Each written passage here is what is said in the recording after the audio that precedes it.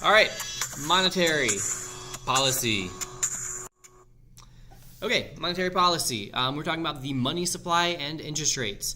That is what monetary policy is. So again, you need to know the difference between fiscal policy compared to monetary policy.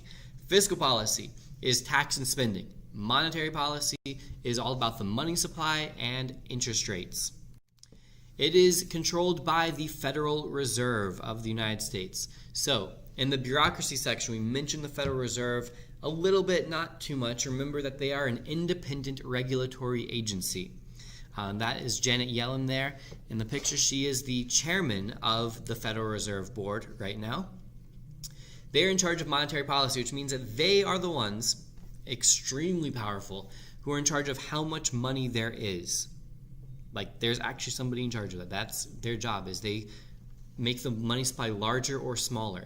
And when they do that, that's going to affect interest rates, either make them higher or lower. Now, interest rates, again, I don't want to get too involved in this because for AP Gov, you don't need a whole lot of information about that, but just think about it. If your interest rates that the bank is offering you for a loan, interest rates go up, it's more expensive for you to borrow, so you're less likely to take out a loan. If interest rates go down, it's now cheaper and easier to borrow, so you're more likely to take out a loan, which means you're more likely to buy a car, buy a house, go on that vacation that you need to pay for by taking a loan out, which is a dumb thing to do, but people do it. But either way, when they change the money supply, it has a significant impact on the economy. Okay, so why is the Federal Reserve an independent regulatory agency? Why don't we vote for these people? Because we do not. Remember, independent means that they are, now she did get her job. She was nominated by the president, in this case Obama. She was confirmed by the Senate.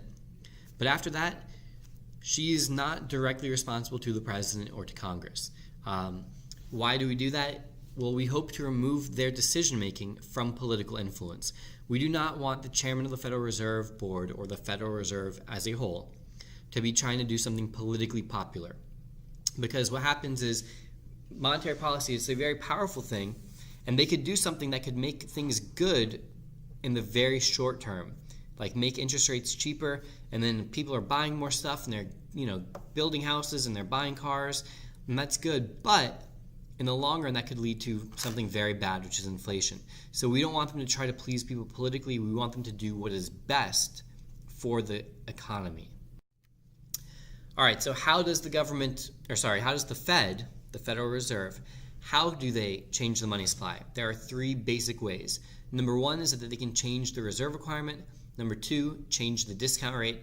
And three is open market purchases of government debt. And I think reserve requirement will be on the next slide. So let's see.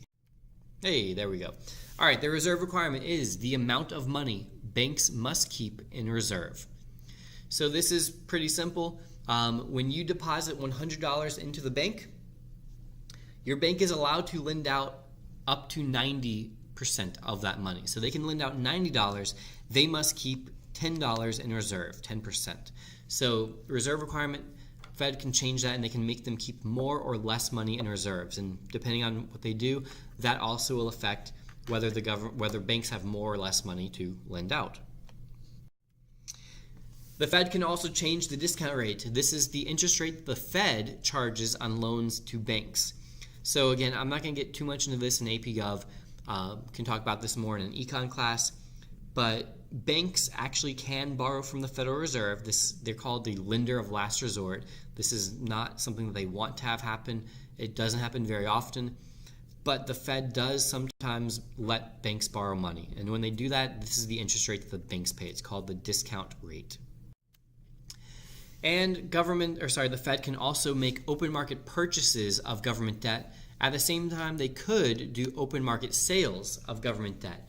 You don't really have to worry about that chart. We actually would do that in macro. In this class in Gov, don't worry about that.